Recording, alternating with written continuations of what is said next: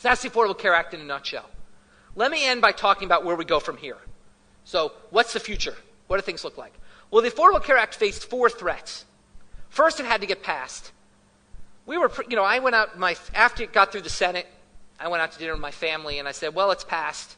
It's fine, it's through the Senate. And my family said, isn't there any risk? I said, the only risk would be some Republican won Ted Kennedy's seat.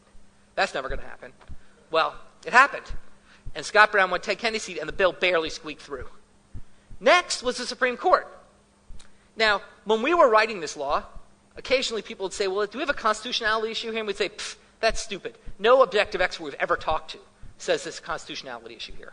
Unfortunately, the Supreme Court does not consist of objective experts. Okay? In fact, the day before the Supreme Court's decision, they polled 21 constitutional scholars, 19 of which said the mandate was clearly constitutional. And yet the Supreme Court, on its merits, found the mandate unconstitutional. It only passed muster because John Roberts pulled the trick of calling it a tax. So that barely squeaked by. The third barrier is President Obama has to get reelected.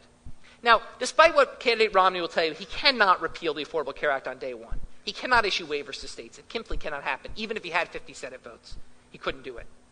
But he can slowly kill the bill from the inside, which is basically this, implementing this law is going to be an incredibly complicated and treacherous process. It's going to require enormous federal leadership and financing to make it happen. A president that's not dedicated to this law succeeding will cause it to fail. So he can't kill it on day one, but he can kill it within the first year or two by not supporting it. So the third thing that has to happen is President Obama has to win. We'll see about that next Tuesday. Once again, it's going to be close no matter what. Finally, the fourth barrier is states have to implement the law.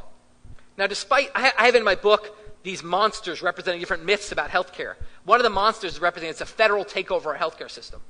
There's huge power for the states in this law. The states basically set up their whole new insurance market, their exchanges. But the states have to want to, and many states for political reasons don't.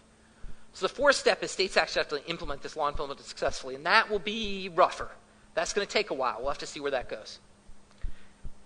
So presuming Obama wins, then we're going to have a law that's going to be in place. It's going to go very smoothly in some states, moderately smoothly in some states, very badly in others.